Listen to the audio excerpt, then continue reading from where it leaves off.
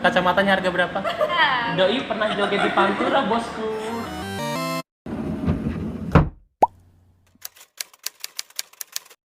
Oke teman-teman semua, selamat sore. Mungkin hari ini sudah sekitar jam 5:30 kurang. Hari ini kebetulan hari Selasa dan sudah pulang jam kerja. Jadi teman-teman semua, hari ini gua dan beberapa teman akan ngobrol perihal guru bimbingan konseling yang notabene adalah polisi sekolah, tukang cukur rambut, nyetrap siswa, dan lain-lain. Apalah itu.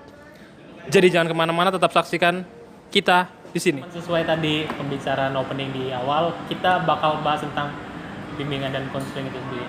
Sebelumnya kita kenalan sama dua. Entah mereka mau bukan itu maksudnya, mereka mau menganggap gue sebagai teman atau apa. Yang pasti kita sama-sama di bidang yang sama. Gue akan perkenalin. Yang pertama ada Gue Alia. Mbak Alia ini nama panjang. Oh, nama gue Ritalia Elistantia. Gue biasa dipanggil Alia. Gue konselor muda berkarya. Lulusan mana banyak? Saya lulusan Unila 2013. Lulusan Unila 2013. Kacamatanya harga berapa? Oh bukan ya? Oh, tip of the day. Oh OTD bukan. Oke, yang selanjutnya ada Mbak. Siapa? Hai. Nama panjangnya harusnya nama panjang. Iya boleh juga enggak sih? Oh gitu, nama panjangnya Maharani Fonidia, tapi nama panggungnya Rani. Buah.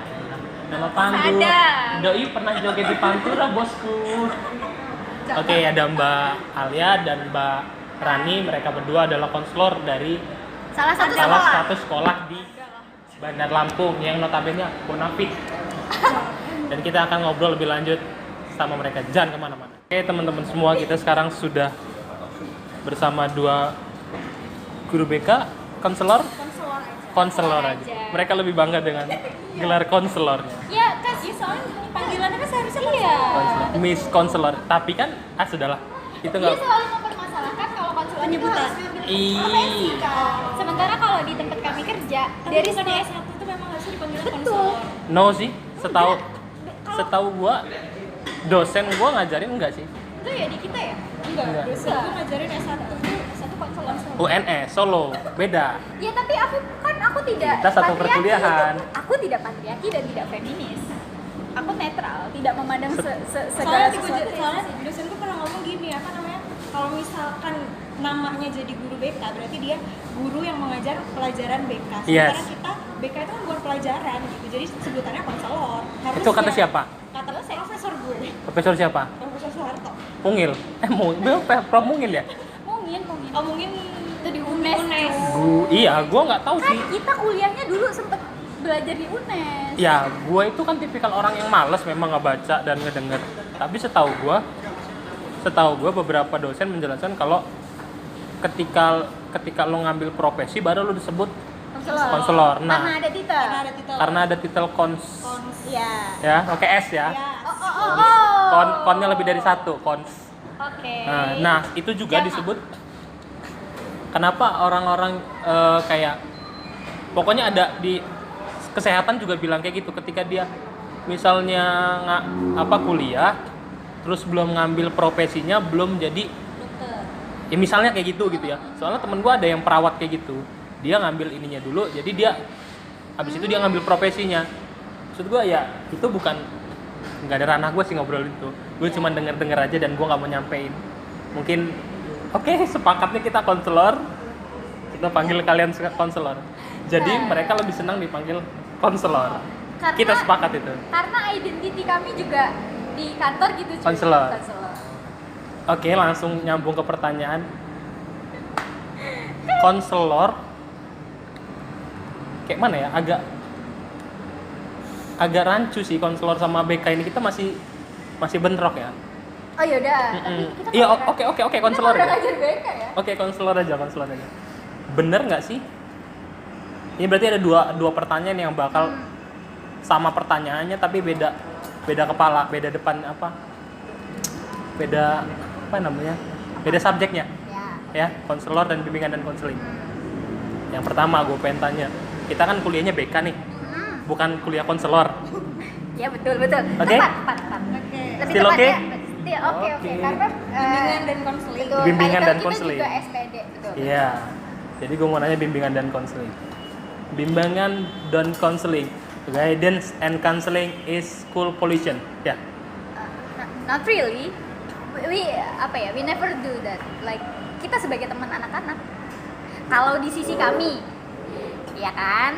Ya. Tapi beberapa teman-teman yang mungkin kerjanya tidak di instansi di bawah swasta itu masih relate, masih iya, guru BK adalah polisi sekolah, iya nggak Kak?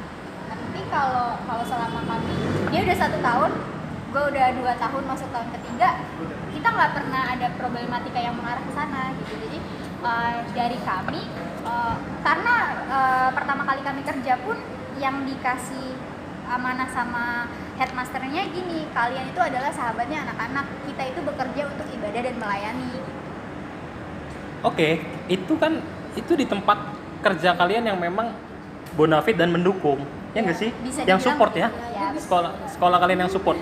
Gini deh, gue pertanyaan, kita nggak usah formal. Yang mau gue pertanyain adalah, ketika kalian sekolah, itu relate nggak gitu kata-kata itu dengan keadaan di sekolah?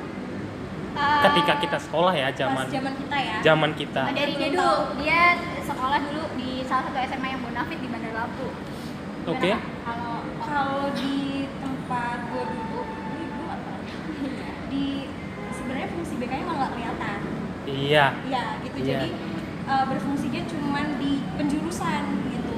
Oke. Sama masuk ke kelas pun itu ada LKS-nya segala macam gitu. Jadi emang tersistem. Oke, ada LKS. Ada LKS Gua yang enggak. ngajarin sesuatu gitu kan. Dari SMP kayak gitu. Dari SMP, SMA nggak sih? SMA nggak terlalu banyak masuk BK.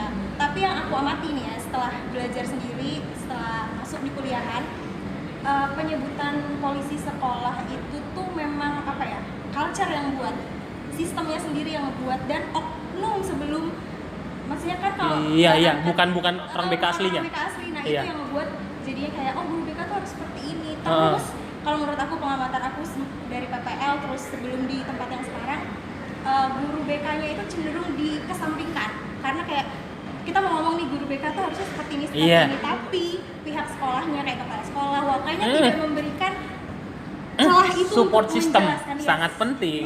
Support Nggak system pernah dong. dikasih suara untuk ngomong gitu. Iya, dan kayak contohnya aja, hal yang klise yang selalu kita bilang di sekolah itu, penyelesaian masalah juga kan no problem solvingnya BK. Ya kan nggak kayak gitu kan? Ya, Bukan seperti itu sistemnya kan. Harusnya ada wali kelas dulu. Oke. Jadi untuk polisi sekolah tadi bisa gue simpulin, memang itu bukan bimbingan dan konseling sendiri yang ngebentuk stigma itu ya. betul. Orang-orang yang mungkin bekerja di pekerjaan bimbingan dan konseling, Tapi dan tidak punya background bimbingan dan konseling. background and basic di bimbingan dan konseling, sampai akhirnya muncul stigma Bahwa BK adalah polisi sekolah. polisi sekolah. Ya memang pada kenyataannya gue pun ngerasa kayak gitu waktu sekolah. Tukang cukur, ya kan?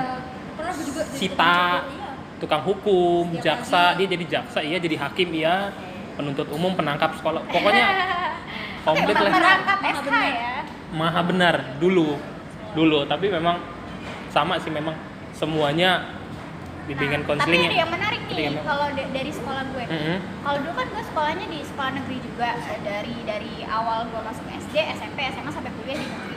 Nah kalau di SMA gue ini lebih unik. Jadi memang kayaknya relate banget nih bahwa sistem yang merubah orang jadi melabeli bahwa BK adalah polisi sekolah. Karena guru BK gue zaman SMA itu psikolog.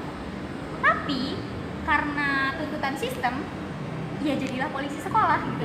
Iya. Bahkan gue pun tidak pernah mendapatkan dalam tanda kutip pelayanan seperti yang Bimbingan dan konseling itu sendiri. yang pada saat ini aku dan teman-teman BK ku yang mungkin punya background BK beneran lakukan di sekolah gitu. Jadi kayak gua pun milih kuliah tidak di bawah layanan BK. Gua kecuali kalau gua pakai sepatu warna-warni, rambut gua tidak rapi, baju gue tidak dimasukin, baru sih. Jangan lupa bolos. Oh iya, Itu benar. pasti sih. Lo kayak kena tilang nggak sih? Bener. Prit, kamu masuk ruang BK karena bolos. Betul, dan tilang. ada poinnya. Poin denda. Mau damai di tempat? Oh benar-benar. Kalau damai di tempat biasanya dihukum zaman gue. Dan gue tuh kayak salah satu langganan yang lari keliling lapangan, mungkin hormat di bawah tiang bendera. Jadi kayaknya sekarang jadi guru BK tuh kayak Penebusan karma dosa baik gue Iya, gitu. karma baik. Dan gue nggak mau memperlakukan itu ke anak-anak gue. Setuju sih. Jadi kalau untuk apa namanya, statement kalian sendiri yang mau kalian sampaikan, guru BK adalah polisi sekolah. Satu kalimat mungkin? Apa ya? Sistem sekolahnya harus melek dulu gitu. Sistem sekolah harus melek Iya, dari atasannya gitu. dari atasan. Misalnya gini, kita yang sekarang gitu yang melek gitu bahwasannya bimbingan dan konseling itu nggak seharusnya seperti itu gitu. Kita juga sebenarnya pengen ngerubah stigma itu kan. Tapi terkadang lingkungan itu yang memaksa kita untuk jadi polisi sekolah. Kita nggak Banyak. dikasih jam untuk ngedeket ke anak-anak, tapi Iya. kita dituntut untuk mengerti anak-anak gimana ceritanya. Nah, itu dia berarti memang kalau dari Mbaknya satu kalimat, sistemnya itu harus Iya. harus mendukung dulu, Sekolah baru mesti sadar bahwa bimbingan dan konseling itu penting. iya. Kalau Banyak. dari gue, polisi ya, BK adalah polisi sekolah. Satu kata aja deh, open minded. Open minded, satu kata. Iya kan digabung. Oke, digabung. Gak Pakai bercanda. handphone Asia ya? No Hemat, space ya? hemat. No space Nggak, ya? maksudnya- Kalimat, iya, kalimat. gue ralat deh. Kalau menurut gue, BK adalah polisi sekolah itu open minded harusnya. Jadi bener yang Karani bilang, beberapa orang itu, yang gue maksud oknum itu tidak membuka mata bahwa yang anak-anak butuhkan sebenarnya apa. Ketika kita pengen mendapatkan sesuatu, kita harus memberi sesuatu. Iya. Ya kan, anak-anak dituntut untuk pakai baju rapi, tapi sometimes teachernya pakai jilbab Iya. warnanya nggak matching. Itu Pan- pernah gue temuin. Terus sayang, coba pakai sepatu warna hitam, tapi teachernya pakai sepatu warna coklat. Iya. Ya, jadi kayak ayolah take and give. Boleh gua balikin, harusnya give and take. Yap. Jangan minta dulu. Kita ngasih Oke. Ngasih dulu baru minta. Nah, iya benar. Nah, dari situ gue sempat nyimpulin tuh, relation itu kan hubungan. Iya. Kalau hanya satu yang berjuang, there is no relation. Iya, Ya. tepat sekali. 1 juta untuk Anda. Bayar dong sekarang. Waduh, banyak. Nanti dulu ya, belum gajian. Jadi memang itu keresahan semua guru BK sih sebenarnya.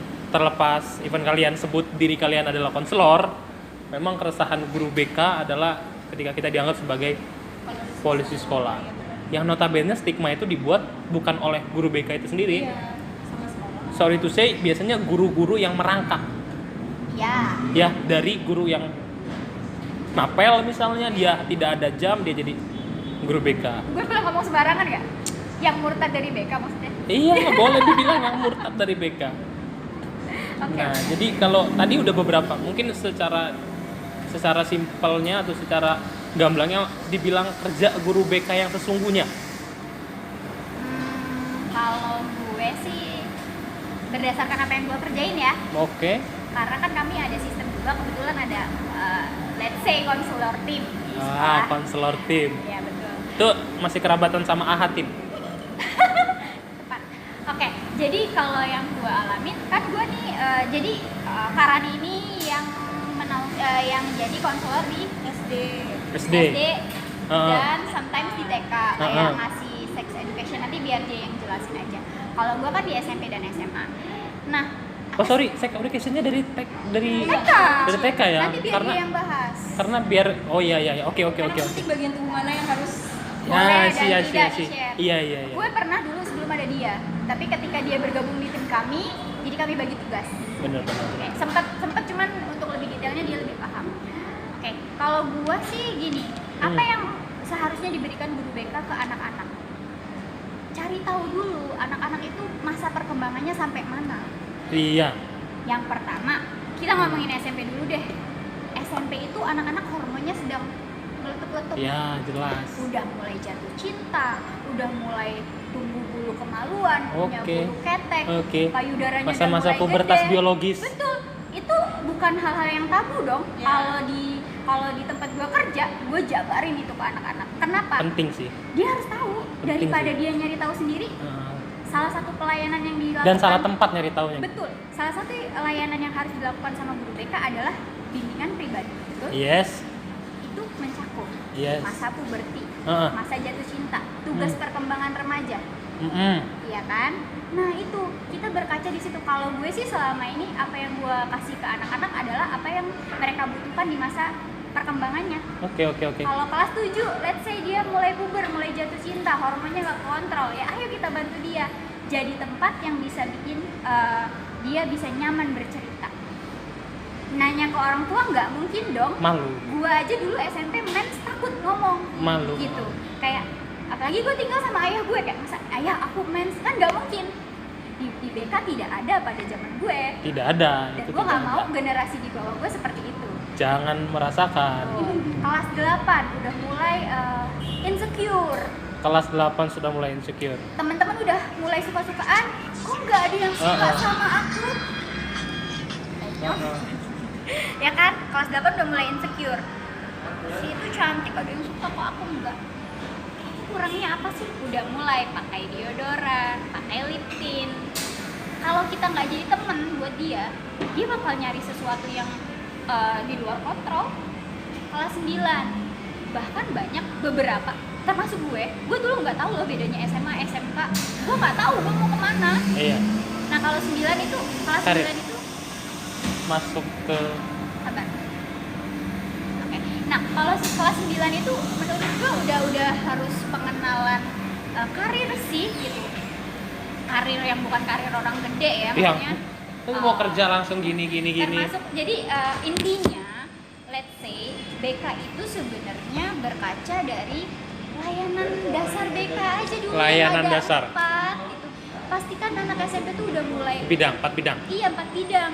Ada yang pribadinya Pribadi. berkaitan dengan puberti, hormon dan lain-lain. Sosialnya dia ribut sama temennya, rebutan cowok yang disuka. Pernah kan? Ya. Terus yang layanan belajarnya mood kita.